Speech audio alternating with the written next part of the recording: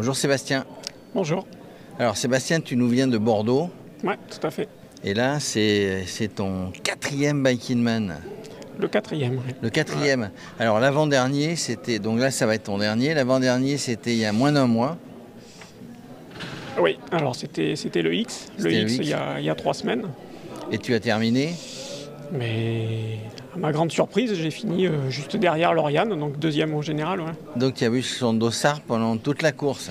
Ah non, je ne l'ai pas vu, non. Ah, tu l'as pas vu? Elle était loin? Non, elle était loin devant. Elle était loin devant. Donc tu habites Bordeaux, ça fait longtemps que tu fais du vélo? Du vélo, oui, depuis tout jeune. Mon père qui m'a un peu initié au vélo. Après, j'ai fait principalement de la course à pied. Et suite à des problèmes de genoux, on a rebasculé un peu sur le vélo. Hein. Alors c'est souvent suite à des problèmes qu'on revient sur le vélo, mais on fait du vélo normalement, comme tout le monde fait du vélo normalement. Et puis après, un jour, la passion dit, tiens, et si je tentais l'ultra-distance, est-ce que c'est comme ça que ça s'est passé pour toi? Ouais, tout à fait. Bon, je faisais déjà du long sur la course à pied, donc c'est vrai que c'est un sacré challenge et du coup une belle aventure. C'est vrai que ça permet sur plusieurs jours de découvrir nos beaux paysages français. Et puis, donc le vélo pour toi, c'est de découvrir les beaux paysages? Oui, et puis de tester mes limites aussi. Oui. Et il y a une grande différence entre justement sur la longue distance entre le vélo et la course? C'est pas pareil? Non, c'est pas le même genre d'effort. Bon, et puis après, pareil, sur la course, j'ai fait du 100 km, mais donc du coup, ça reste sur une journée. Il n'y a pas de course de 1000 km je sais pas.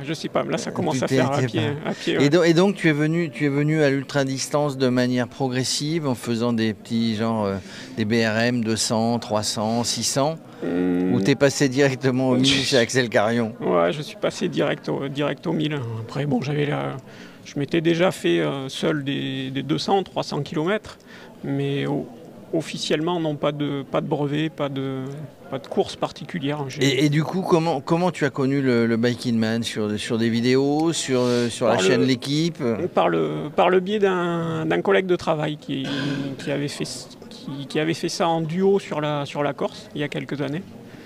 Voilà, donc c'est par le biais de ce pote-là que je suis venu sur cette compétition. Et du coup, quand on arrive au quatrième Bike in Man, c'est que fatalement ça plaît? Ouais, ça plaît de souffrir?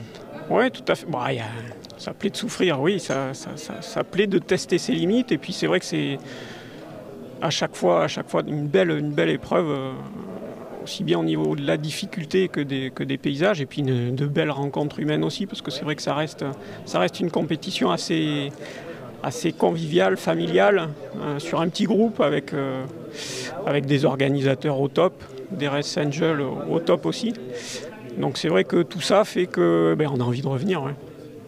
Et du coup, toi, en termes de préparation, entre le premier et le troisième et donc le quatrième, est-ce que tu as changé des choses avec l'expérience, avec la vue de comment ça se passait? Tu as changé des choses dans ta préparation déjà et sur ton vélo? Alors sur la préparation, de toute façon, j'ai pas eu le temps de changer grand-chose parce que mon premier c'était le Schkadi l'année dernière.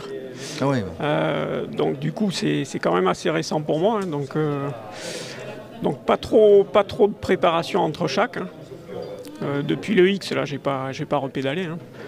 Donc, Du coup, la préparation, alors je parle de la préparation en amont, effectivement, entre deux, il n'y a pas grand-chose à faire, sinon récupérer. Une bonne récupération, j'imagine. On a tout de suite envie de remonter sur le vélo après 1000 km? Pas tout de suite. Enfin, moi, en tout cas, pas tout de suite. Pas tout de suite, mais bon, ça revient vite quand même. Ça revient vite, ouais.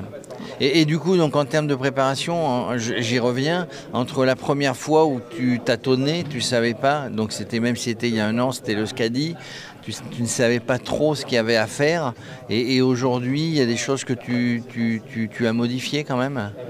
Non, ma préparation principale, c'était à peu près, je tournais autour des 400 km par semaine de vélo. Donc seul, et puis le dimanche en club, avec mon petit club de Bouliac, où ça me permet justement le dimanche de rouler un peu plus fort et de faire de bonnes pointes de vitesse et de bonnes pointes, et d'arriver à faire un peu de fractionné, quoi, du coup. Et puis travailler un peu le fond aussi avec les copains. Est-ce qu'ils t'envient, les copains, là, de dire mais dis donc, tu as fait deuxième au Bike in Man X, ou même tu as participé à un Bike in Man, est-ce que ça donne envie? Ouais, je pense que ça leur donne envie. Maintenant, bon, ils me prennent encore un peu pour un fou, je pense. Je pense que ça leur donne envie. Oui, il y en a certains, je pense, qui un jour vont y basculer. Ouais. En général, c'est un peu comme ça, hein. C'est de bouche à oreille, c'est entre potes, il y en a qui viennent, il y en a d'autres qui viennent après, etc., qui regardent des vidéos. Au niveau de la machine, c'est une machine tout à fait traditionnelle, il n'y a rien d'exceptionnel. Non, du tout, non, c'est un SP modèle Roubaix qui est resté dans sa conf de base.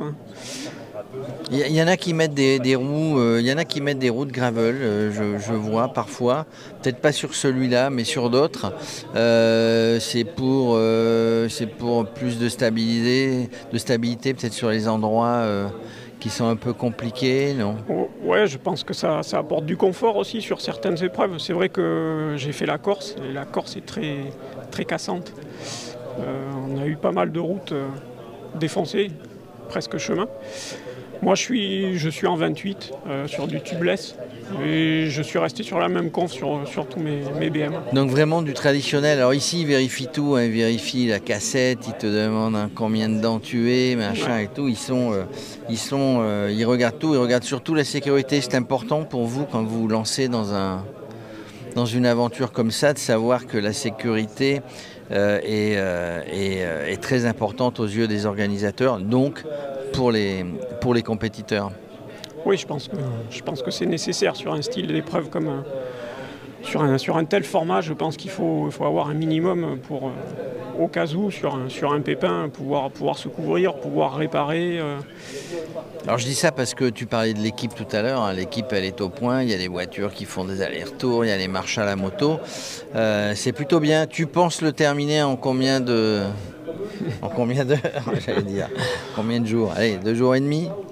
L'objectif principal déjà c'est de le terminer. Après, si tout se passe bien, j'espère peut-être arriver mercredi soir. Ah, c'est quand même ambitieux d'arriver mercredi soir, non? Tu restes sur ta lancée du X, hein, c'est ambitieux. Ça veut dire que mercredi soir, ça veut dire que c'est 2 jours et demi, 3 jours, quoi. Ouais. Oui, mais enfin bon, comme je dis, l'objectif principal, c'est de terminer. Donc, alors ça, c'est ce qu'ils disent tous, hein, mais ça reste quand même une petite compète, quoi. Oui, tout à fait. À un moment donné, quand on sait qu'on est bien, on a envie d'aller ramasser la médaille. Ça, tu l'as si tu es finisher, mais on a envie d'aller sur le podium. Oui, c'est sûr qu'il y a le petit côté compète qui m'attire aussi, surtout que bon, je me retrouve à ma grande surprise second au général sur la saison. Ah, tu es second au général derrière Bertrand Berger. Ouais, tout à fait. Il est là aujourd'hui, donc il faut que tu fasses mieux que lui. Mon objectif, ça va être d'essayer de conserver cette deuxième place sur la saison. Ah, c'est déjà pas mal. Hein. Tu vas faire le Brésil, du coup, toi? Non. Le Scadi? Peut-être. C'est dans un mois, le Scadi. Hein. Il y a le temps de récupérer. Je ne suis pas encore inscrit. Il faut que j'arrive aussi à m'organiser au niveau de mes congés, parce que c'est vrai que ça prend beaucoup de temps. Ça prend 3 jours au moins, à chaque fois. Oui, bon, non, je prends la semaine à chaque fois. Et puis voilà. Puis il y a la vie d'à côté aussi. La vie de famille, la vie professionnelle, il y a d'autres. Voilà. Mais le vélo est important dans la vie, hein. Enfin le sport d'une manière générale. Écoute, hein.